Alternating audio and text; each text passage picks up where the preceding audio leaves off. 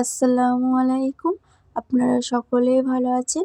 আবারও চলে এসেছি আপনাদের সামনে নতুন একটা রেসিপি নিয়ে। কড়াইয়ে তেল দিয়ে দিয়েছি।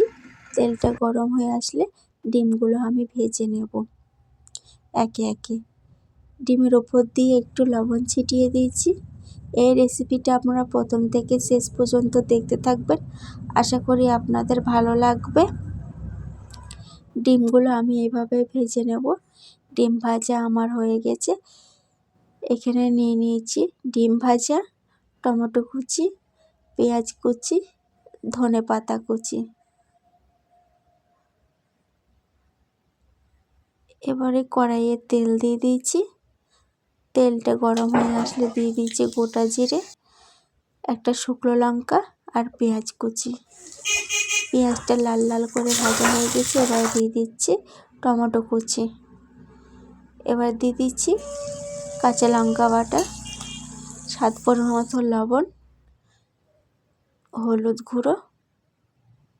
আমার মশলাটা কষানো হয়ে গেছে। এবার আমি দিয়ে দেব কিছুটা পরিমাণ জল।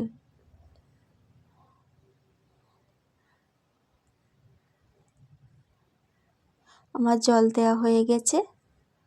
এবার দিয়ে দেব ধনে গুঁড়ো, দিয়ে দিচ্ছি জিরে গুঁড়ো। এভাবে একবার নেড়ে নেব। আমার নাড়া হয়ে গেছে, ঝোলটা ফুটে এসছে। এবার আমি একে একে ডিমগুলো দিয়ে দেব। ডিমগুলো দিয়ে আবারও একবার ভালো করে নেড়ে চেড়ে নেব। তরকারিটা আমার প্রায় হয়ে এসছে। এবার আমি দিয়ে দিচ্ছি ওপর দিয়ে ধনেপাতা কুচি।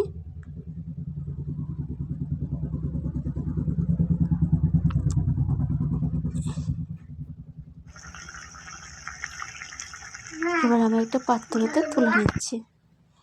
তরকারিটা খুব সুন্দর হয়েছে দেখতে, নমনীয়। আপনারা ভালো থাকবেন, সুস্থ থাকবেন।